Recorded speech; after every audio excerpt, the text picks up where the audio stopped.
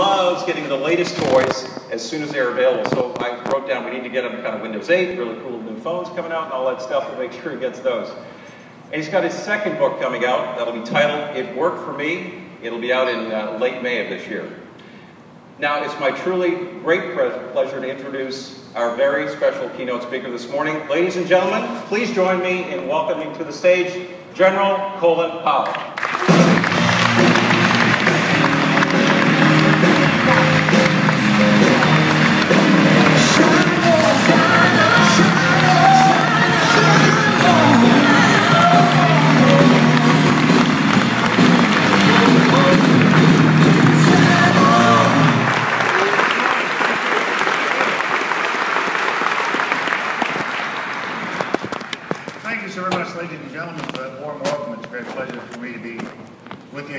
At your Convergence Conference, and as you learn the miracles of Microsoft Dynamics, it's terrific to be a part of this. You might be asking the question, however, why they bring him here? What's he know about computers? What's he know about all this stuff? I know a lot. In fact, I am a graduate of the George Washington University. I have a Master of Business Administration in Data Processing. Now let me tell you how it came about. I was going to Vietnam for my second tour, and I said to my assignment officer, gee, everybody else is going to graduate school. Can I go to graduate school when I come back from Vietnam? And he said, well, if you come back from Vietnam. We're not sure about it, because if you looked at your undergraduate records lately, you know, you're lucky you're in the Army. And so that made me mad. So I applied to go to graduate school. I took the graduate records exam in a tent near Da Nang, Vietnam. And next thing I knew, the Army said, you can go to graduate school, you can go to George Washington University. And I said, great, I'd like to study political science and stuff like that. And they said, no, we'll tell you what to study because, you know, you work for us. And so they said, why don't you get your Master of Business Administration? I said, great, because you might throw me out of the Army one day and I need to get a job somewhere. They said, in data processing. Data processing? Yeah, data processing. I said, okay, I'll do it. I did it for 2 years. And I ended up with an A average in data processing and business administration. But I gotta tell you, I'm a little dated.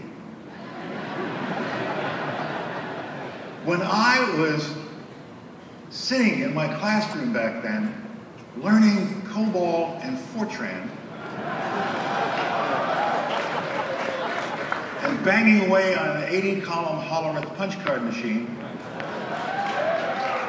Bill Gates was stealing free time in high school. 1969, 1971.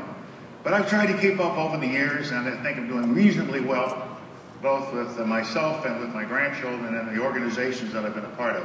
Because, you know, it was the Army that really got all of this started. The military really got all this started. We invented the internet. We invented some of the big... No, Al Gore did not invent the internet.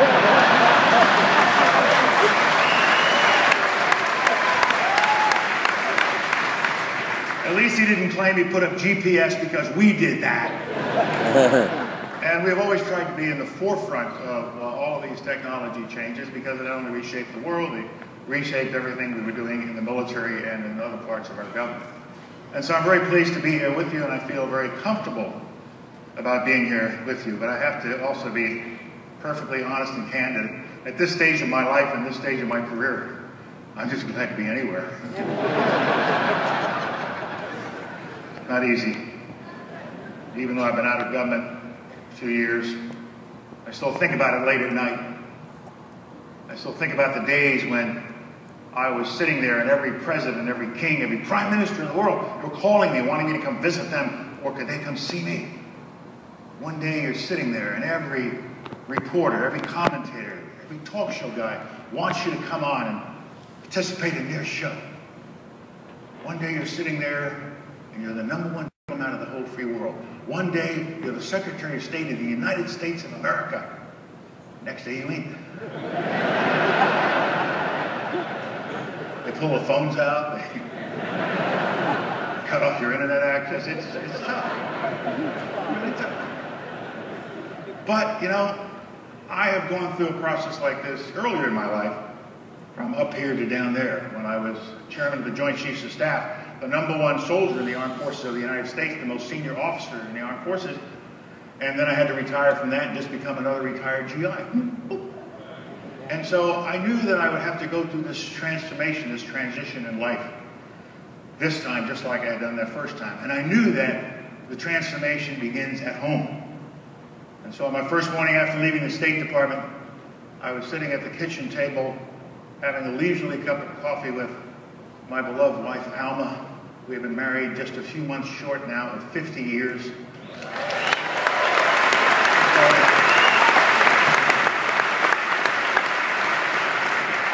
And I look across the table lovingly at her and I say, darling, this is the first day of the rest of our lives. I won't be getting up at 5:30 in the morning anymore. I won't be leaving you at 6:30 in the morning anymore. She froze.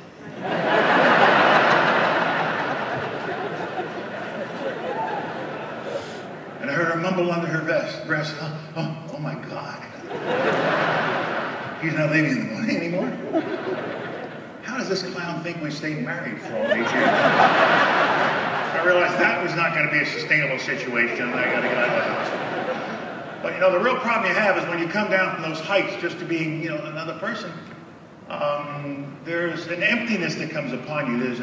There's an openness in your heart and your soul, and you got to do something to fill it, or it can become very, very destructive and very depressive in nature. So I gave it a lot of thought. What will I do? What will I do? What will I do? And then it struck me, and it was a perfect solution. I bought a Corvette. I drove one at the Indy 500 in 2005. It's wonderful. I'm telling you, if anybody in this room is over 70 years old and having any difficulty in life, get a Corvette. Now, the police in Northern Virginia are not that happy with my solution.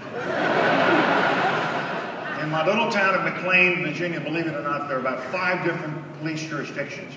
Park Police, Fairfax Police, McLean Police, you name it. And they all know me, of course. And they radio each other when they spot me doing the slightest misdemeanor type offense. And they say, your turn, get him. And so they chase me down George Washington Parkway and they pull me over to the side. And the problem is they're all ex-GIs.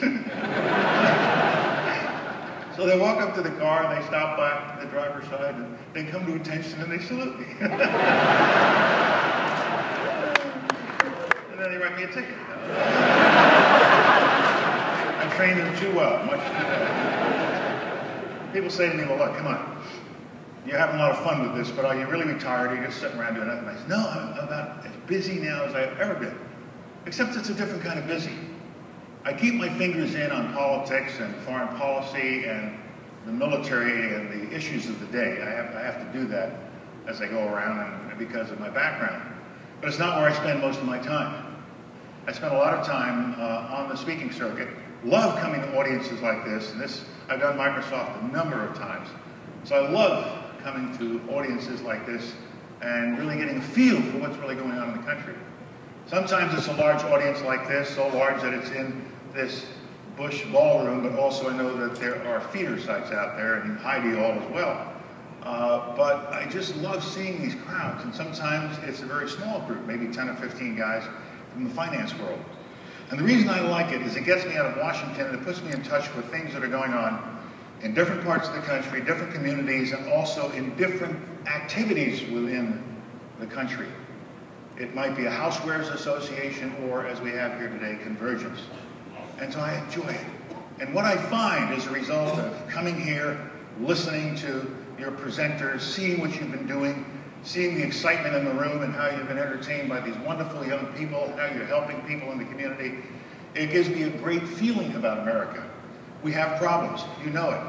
You're troubled about the political situation, you're troubled about unemployment rates, where the economy's going, Afghanistan, Iraq, Iran, North Korea, all of those things, of course, are on your mind. But what I find out in the countryside is that notwithstanding those problems, and America has always had problems it had to overcome, there's nothing new, you are still optimistic, confident about the future, and believe that, as we have always done in the past, America will get on top of these problems as well.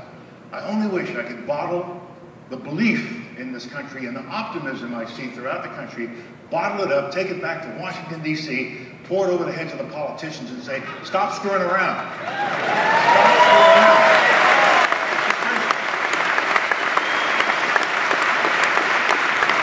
screwing around.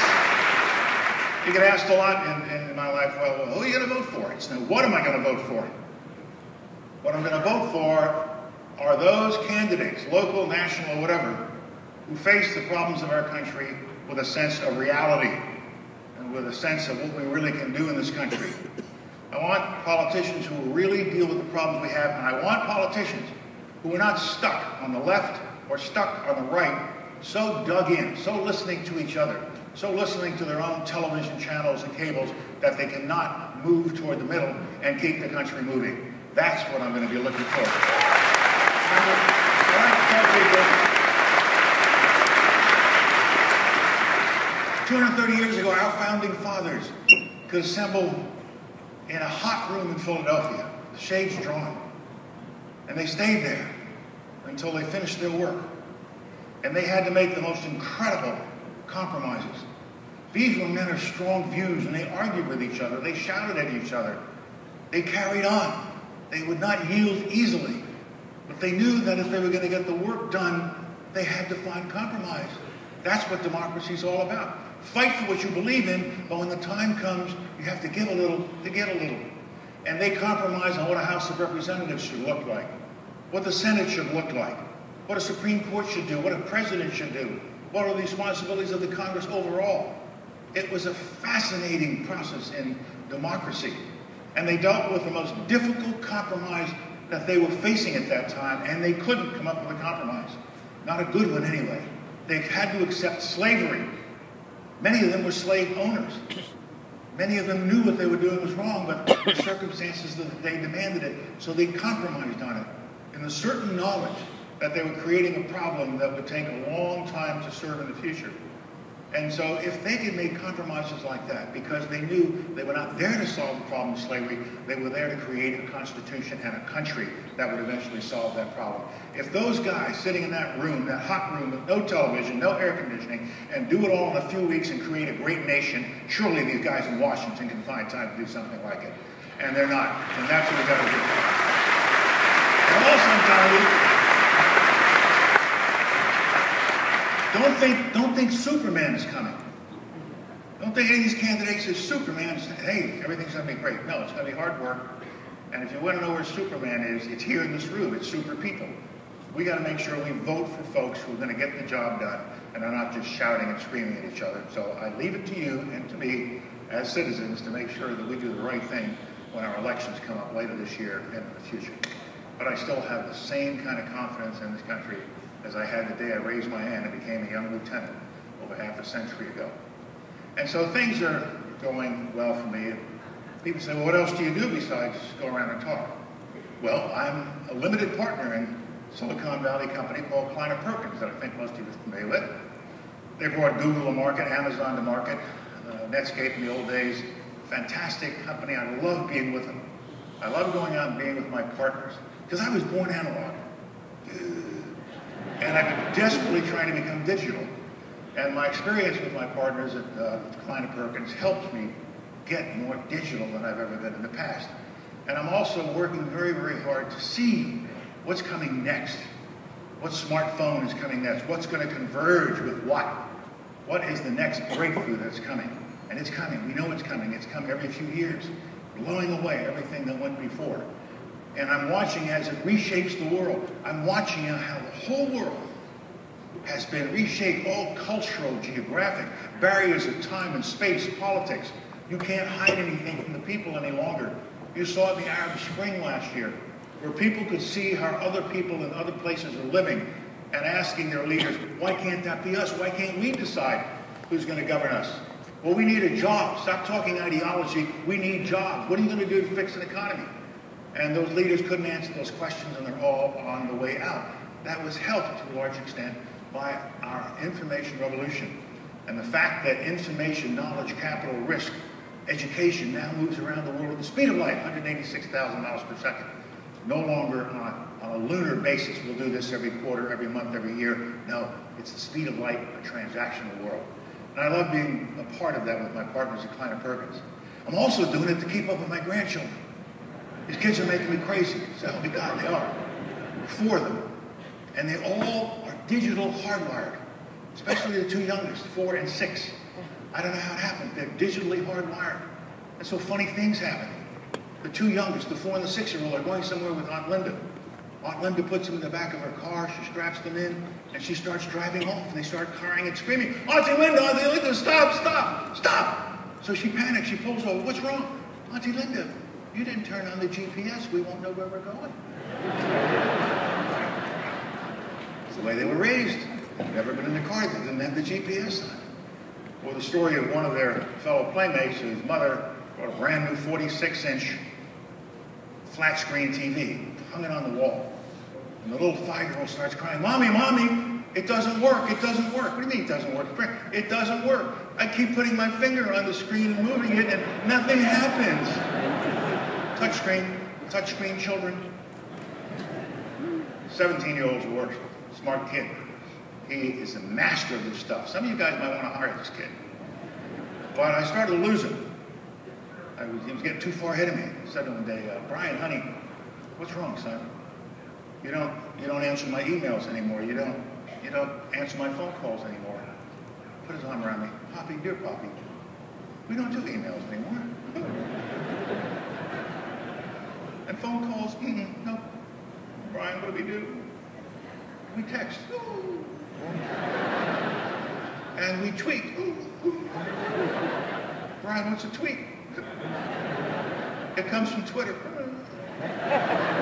Why don't they call it a twit? I don't know nothing. Don't worry, Poppy. We're going to get you a Twitter account. If you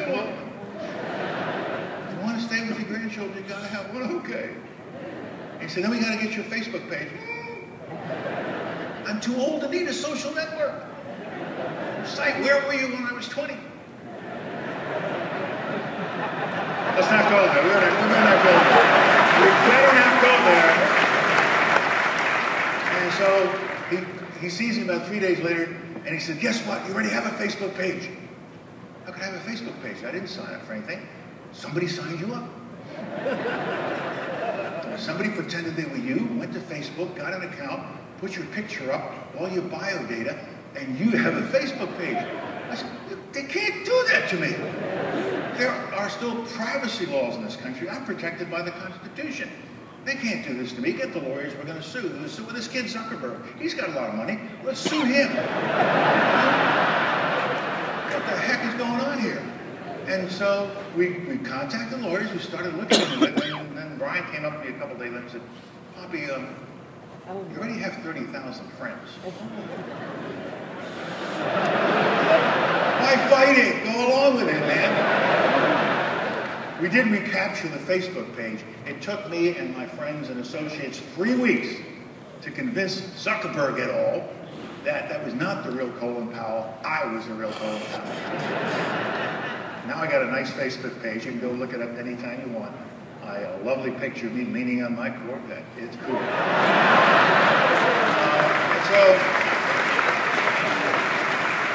Being involved in the whole internet world is a fascinating experience for me, and I love it. And I love watching how it's changing my children's lives and my grandchildren's lives. And we were a family of really internet knowledge. I was on the board of AOL for a number of years. My son was chairman of the Federal Communications Commission and is now president of the National Cable and Telecommunications Association. So our kids don't have a chance. They're going to be hardwired digital for the rest of their lives. And so life's pretty good. I'm doing other things.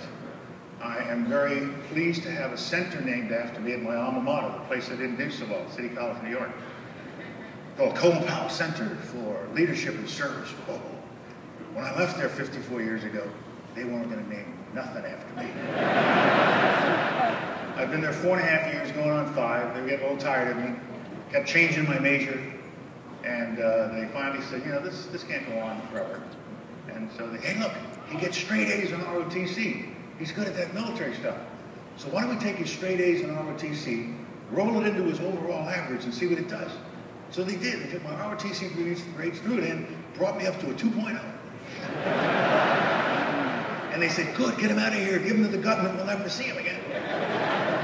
Now I'm considered one of the greatest sons the City College of New York has ever had. So I love telling this story to young people in high school. And what I say to them, or even elementary school, I said, this isn't where you start in life, my young friends, it's where you end up. What do you do along the way? Do you believe in yourself? Do you believe in America? Are you willing to work hard? Do you have dreams? Do you have ambitions? If so, you can be anything you want no matter where you started. Your past is not your future. And so be vigilant and be optimistic about what you're able to do in this great country of ours. So that's an important part of my life. I raise money for various causes. I raise money for the Martin Luther King Memorial. I'm now raising money for the Vietnam Education Center. It goes with the wall. The wall is the most visited memorial in Washington. 4 million people a year. They take rubbings of names off the wall of a loved one. They leave gifts.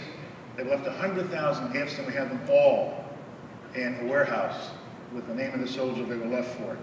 But we want to create an education center behind the wall so people can go see pictures of the GIs whose names are on the wall. If it's their birthday, you'll see their picture. If a gift was left for them, that gift will be brought out of the warehouse and put there. We want to make sure that these names on the wall never become anonymous to future generations. They sacrificed too much, they served too greatly. And we have to make sure that's never forgotten. We're also going to celebrate other conflicts and other wars that our youngsters have been involved in. My good friend Tom Brokaw and I talk about this experience of remembering all the time. And Tom says, well, you know, World War II was the greatest generation. I said, Tom, you know, you're absolutely right, but the beauty of our country is that we have had greatness in every single generation. And there's no generation, Tom, and he agrees, there's no generation greater than the current generation of GIs we've got serving in Iraq and Afghanistan and around the world.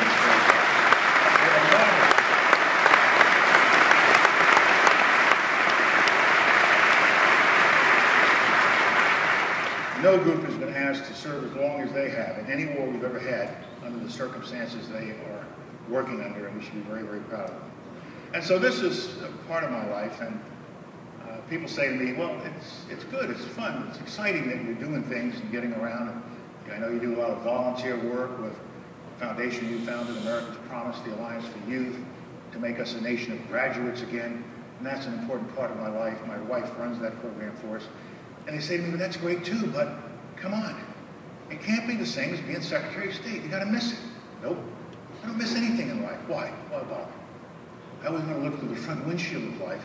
Not through the rearview mirror, not through the side view mirrors. I can't change anything that's back there.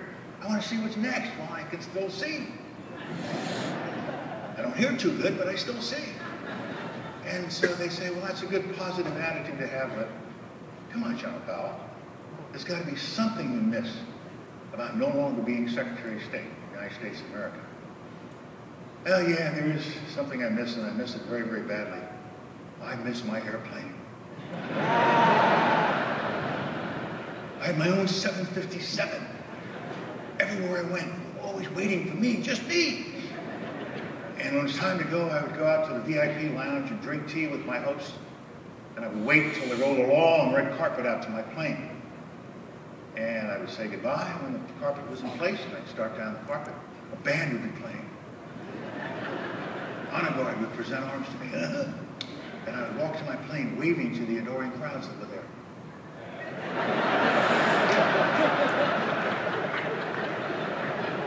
I get to the steps to my plane, and I'd turn around and say goodbye. My left foot would hit the bottom step, the right engine would start turning. I get to the top of the steps, the left engine would start turning. Go into my private cabin, sit down, put my seatbelt on, and I'd wait until a steward came in with a Diet Coke on a silver tray. He'd take the Diet Coke off the tray, pop it on the table in front of me. As soon as the others heard the Coke hit the table, the plane would immediately start to move. It was so cool.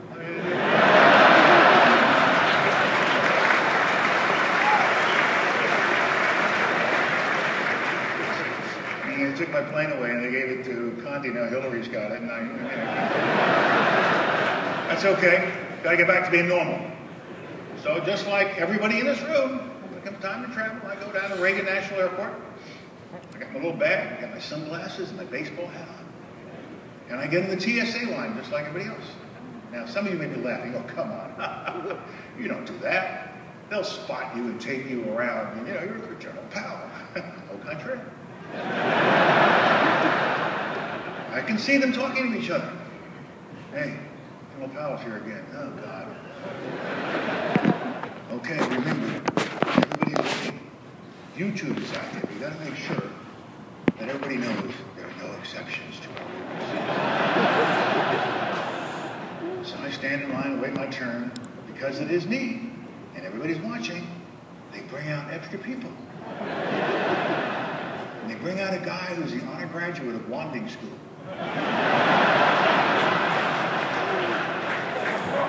And he's good, very good.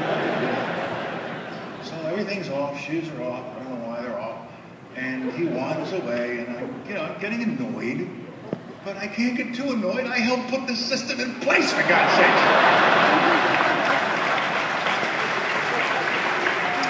And it's a system we needed because 9/11 happened to us. We didn't think those people were out there. We know that some of them are still out there. Not many. We have kicked some butt over the last 10 years.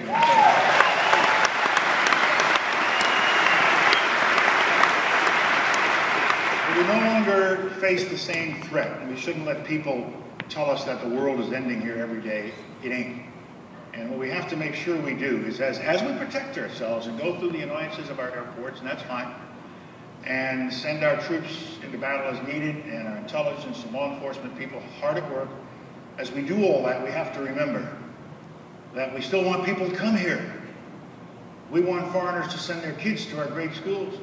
We want them to come to our wonderful hospitals. We want them to come to MD Anderson. We want them to see our recreational facilities, Disneyland, and all these other wonderful places. That's what America's all about. So as we protect ourselves, we have to just realize, hey guys, remember who we are. There is one thing that not one terrorist, 10 terrorists, or 10,000 terrorists can do to us. They can change who we are and what we are as a freedom-loving, open nation, open to the rest of the world. And if we ever shut ourselves down because we're so afraid, the terrorists will win. And I'm determined they will not win. We ain't going to change who we are for anybody.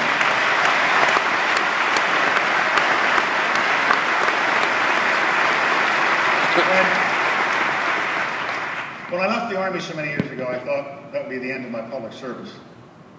But I was honored when President Bush asked me to be Secretary of State in 2001.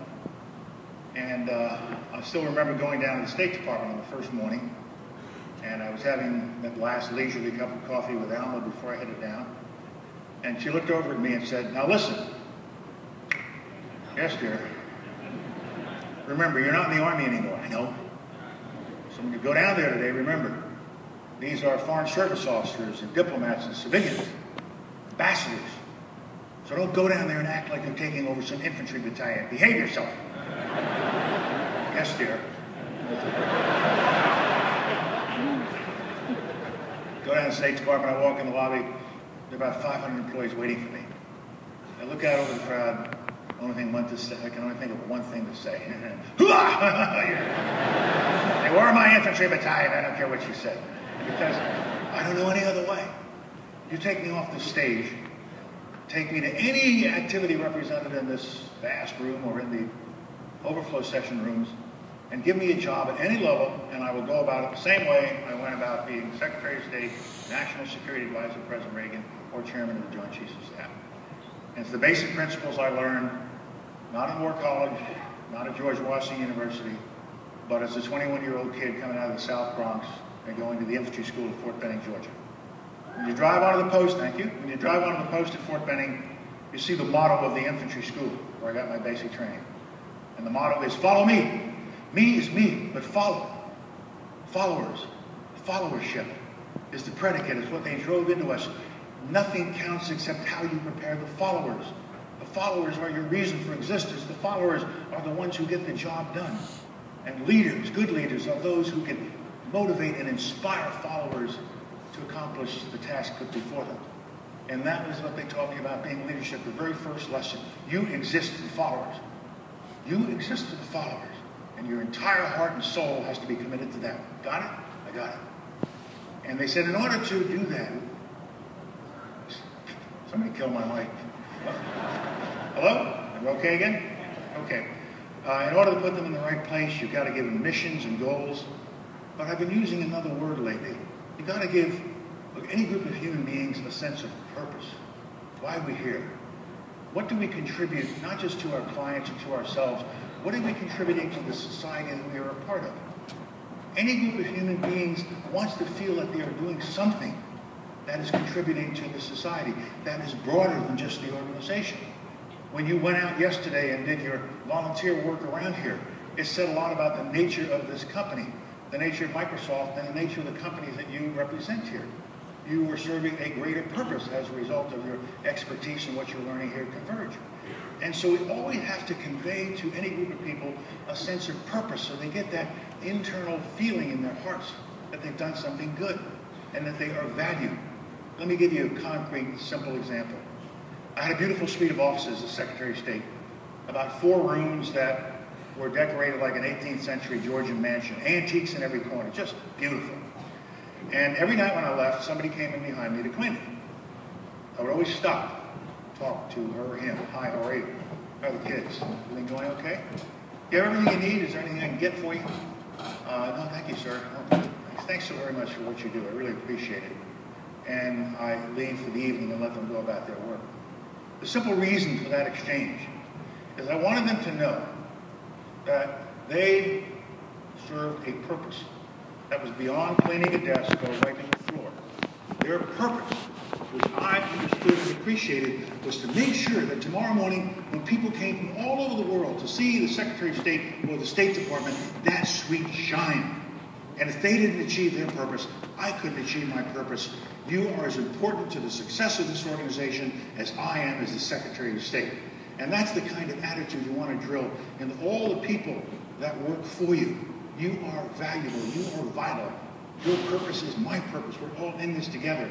And the one lesson I teach to all the students I have an opportunity to talk to, there is no such thing as an invaluable or lesser person in your organization. You're a lesser leader if you let anybody think that they are lesser than anyone else or not absolutely valuable to the organization.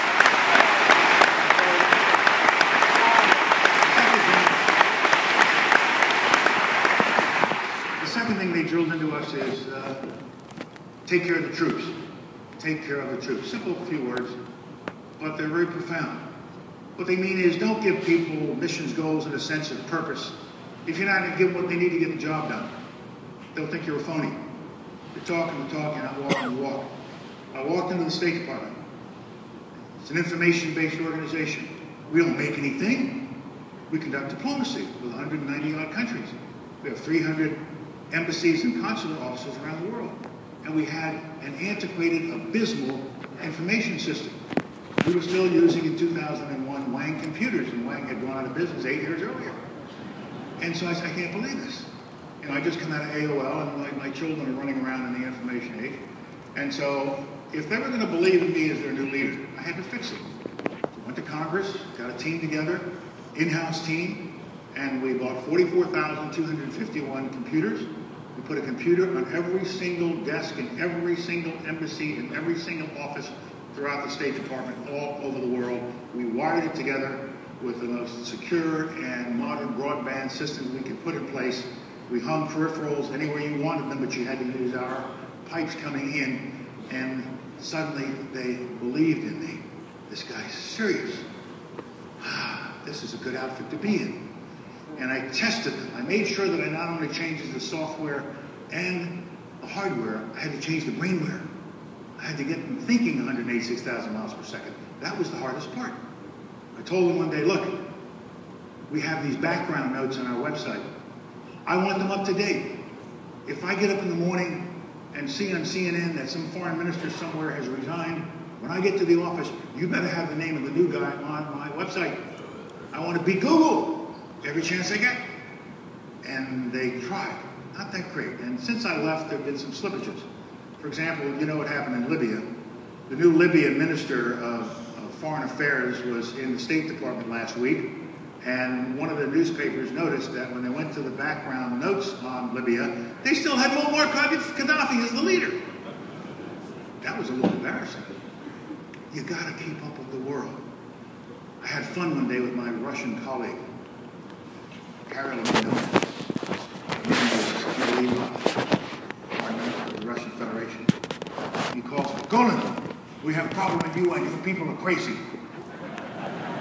Well, I know that, Igor, but what's the problem, you know?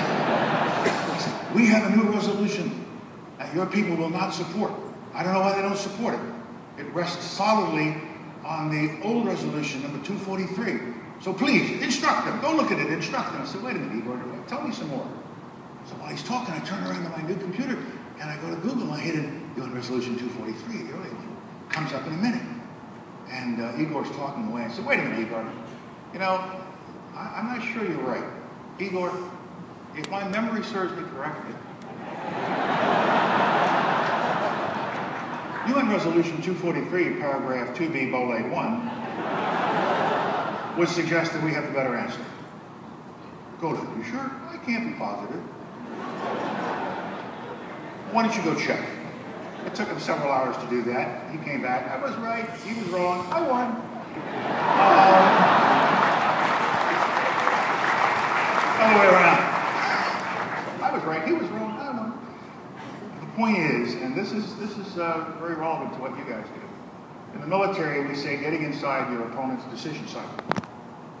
Constantly are analyzing your opponent, your competition, whatever is out there challenging you. And the trick to success in the military is moving faster with him, getting the information quicker, analyzing it quicker, developing courses of action quicker, making a decision quicker, and then executing violently and rapidly quicker than your enemy can. And that's as much a business proposition as it is a military proposition. And so you got to take care of the troops, give them what they need to get the job done, or they won't believe you. Increasingly, followers are looking for leaders who are morally and physically courageous. They have the courage of their convictions and will stand by those convictions. They will take risks even if it's at their own expense. They are selfless leaders, never selfish leaders. They have integrity and ethics. They have character that people can believe in.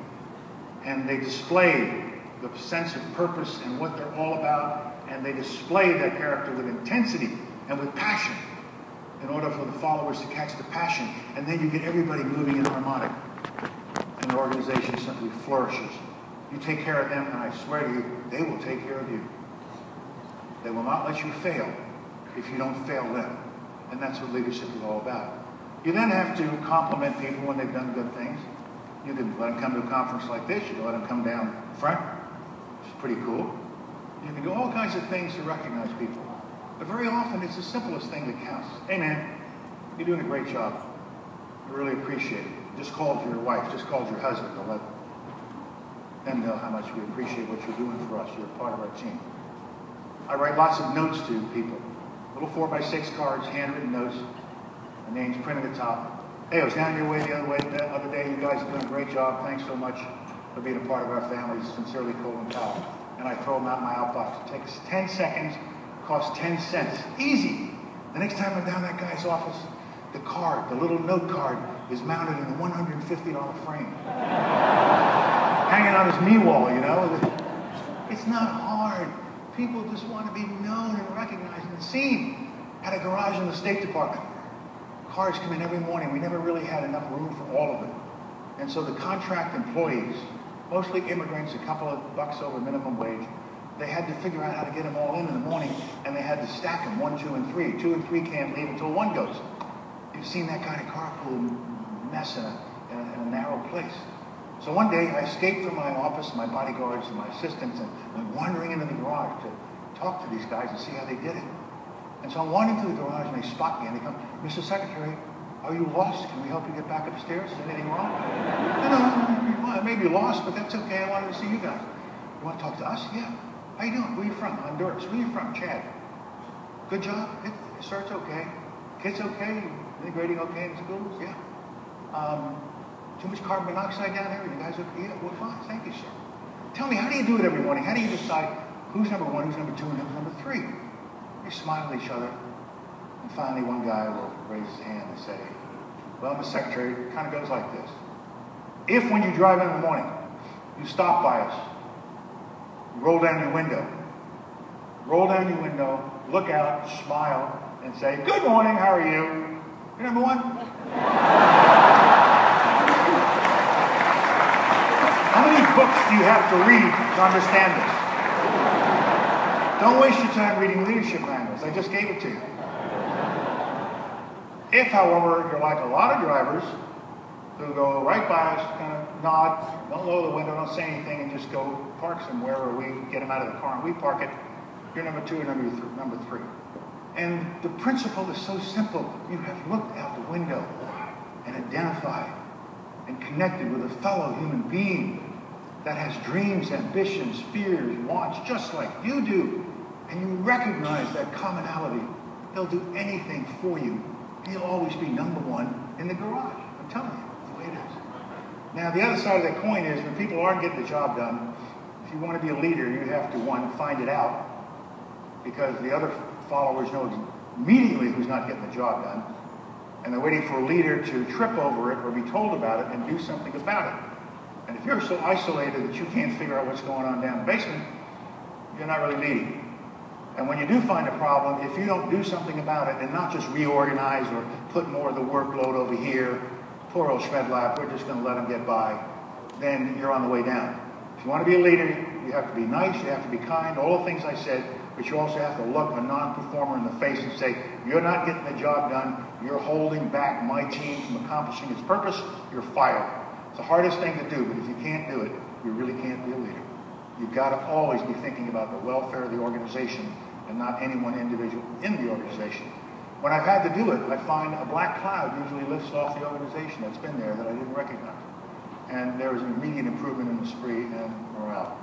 And so that's all I know about leadership. And it was summarized really by a sergeant who said to me at Fort Benning, he said, "Pat, you look like you're going to do okay in the Army." Thank you.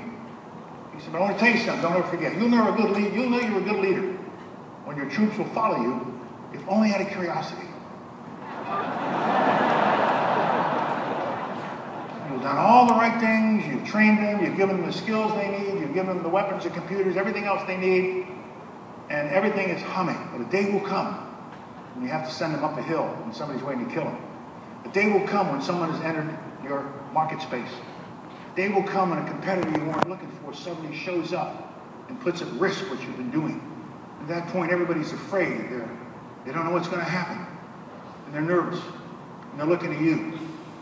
And if you've done your job well, they'll follow you. Only out of curiosity to see how you get them around the corner.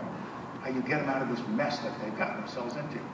But what he was really saying was not curiosity. He was saying they'll follow you because they'll trust you. So trust is the essence of leadership and the essence of every good organization. Trust. Trust among the followers, trust between the leaders and the followers. It's the glue that holds an organization together. It's also the lubricant that keeps it moving forward. Always work on trust. This is what I've tried to do throughout my career, especially in my 4 years as State Department. A lot of challenging times. Iraq, Afghanistan, 9/11, Arab Spring, Middle East, you name it, we got it. And people would say, gosh, we're living in such terrible times. These are the worst times we've ever lived in. No. I've lived through worse times than we're going through right now. They're challenging, but they're not the worst. Think of where we were just 20 or 25, 30 years ago. We still faced the Soviet Union and a red China, two communist giants that would determine that they would prevail over our system. We were coming out of the 70s where we had assassinated Martin Luther King and Bobby Kennedy and Jack Kennedy, and we saw a president resign in disgrace and a vice president resign in disgrace. We were really on our butt then. But we came through all of that. And we came through all of that, and we prevailed, and they went in the other direction. I still remember meeting Gorbachev, and I told this story to Carol again this morning. I still remember meeting Gorbachev when I was Reagan's National Security Advisor. Reagan had sent me there to learn more about what was going on in the Soviet Union. And we sat across from each other, Gorbachev and I, in the Kremlin, Hall of St. Catherine, and he was beating up on me. He said, I've seen your KGB file. You've never been anything but an Army officer. All you've ever thought about are wars. And I'm changing things, and I need cooperation from people like you who are stuck in the past. And he's going on and on and on. I'm saying, wait, you come here to be lectured to. I don't care what you say, you're still a commie.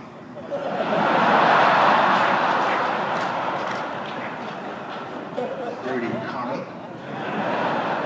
So he finally realizes he's not making the sale. He could see it in my eyes. And he said, I need you to go back and talk to all those right-wingers around Reagan. And he just stopped me and said, General, I'm very, very sorry. Now he's smiling broadly. I'm very, very sorry. But you will have to find a new enemy. And I thought to myself, I don't want to. We got a good deal going here, man. You got your allies, I got my allies. I got a big budget, you got a big budget. Just because you're having a bad year, why do I have to change, you know? 2 years later, Soviet Union was gone. Iron Curtain was gone. Germany was unified. Gorbachev was gone because they needed a revolution, not reforming. The prospect of World War III, nuclear warfare, Armageddon, another Holocaust, all gone. It doesn't mean that there are no problems. You can see it in the economic situation. I'd rather have economic problems with Greece than 28,000 nuclear weapons facing me like they used to. And so it is a much better world. We sometimes don't give ourselves credit. You did it. We did it.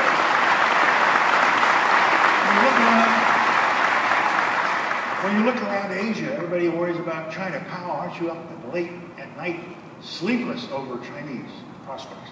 I said, no. I've been going to China for 40 years. I went there 40 years ago this year and saw what that country was like after it came out of the Cultural Revolution. One of the first delegations after Nixon opened the country. I saw pitifully poor people all dressed alike, all wondering, you know, what do we got now? And then they decided what we got is the innovation, imagination, and hard-working Chinese people, that we can use them for something good. And they did. They opened up their economy, they traded with us, and they're now the second largest economy in the world, and they'll be the first. But they're improving their military. They're building aircraft carriers. Whoopee, I got a lot more than they do. We have to monitor this. I'm not selling it short, but why would China be our enemy? They're doing so bloody well by being our trading partner. They hold almost $2 trillion of U.S. paper. They are funding our purchases from them. They got a good deal going here, man. They're not going to put it at risk with a conflict. Means that when they have this kind of power, they want more influence. It's not unreal. As one of my European heads of state said to me, while America is shifting toward Asia, China is shifting toward buying stuff everywhere in the world to get their oil, their minerals, and everything else they need to keep that economy flourishing, because they brought 400 million people out of poverty. They got 800 million to go. And that's what they're focusing on. So the world is just a different place in our own hemisphere, as represented by some of the people who are here from the Americas, in Argentina, in Chile, in Brazil, in Mexico. Throughout our hemisphere, all of the dictatorships of the past have been replaced by democratic countries, with the exception of my friend Hugo Chavez, and I don't lose any sleep over him either. We sometimes forget the influence and authority we have in the world. And the principal driving political force in the world today is not our fight in Afghanistan or anywhere else. It is the economy, getting the economy fixed. That's where the competition is. That's what China's doing.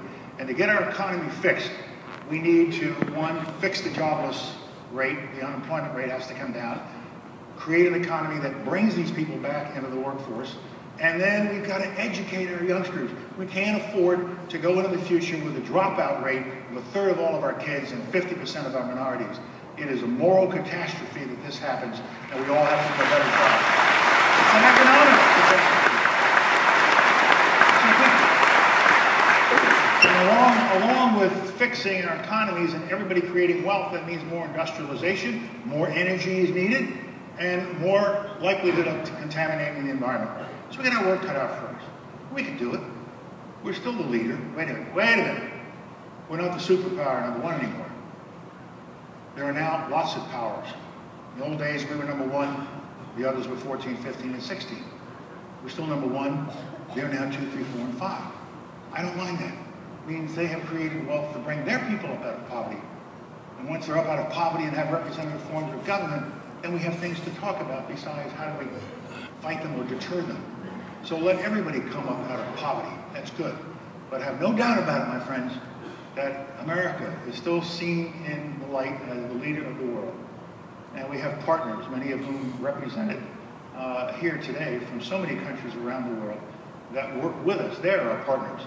They're not subservient to us. They're not second-class citizens in our partnership.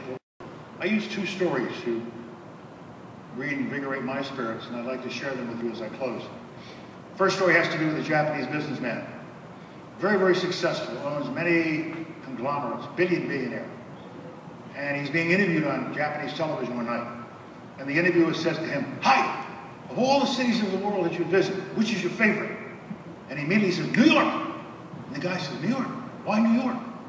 He says, "Why not Rome, Tokyo, London, Paris? Why New York?" He said, "Because New York City is the only city in the world where, when I walk down the street, people come up to me and ask for directions." It's every city in America. That's who we are. We're a nation of nations. We're a nation of nations. We touch every nation touches us.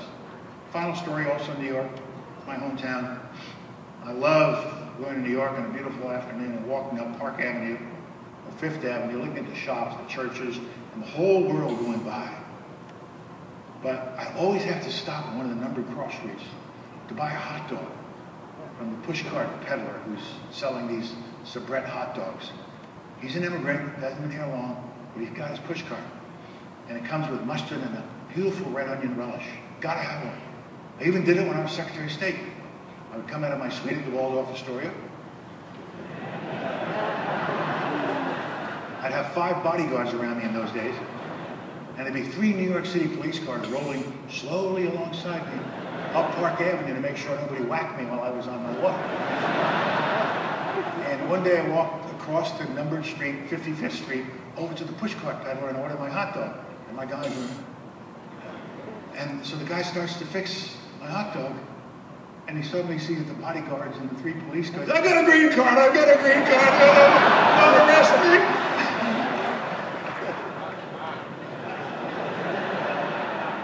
We have my hot dog. But now when I go out there, I still do it every time.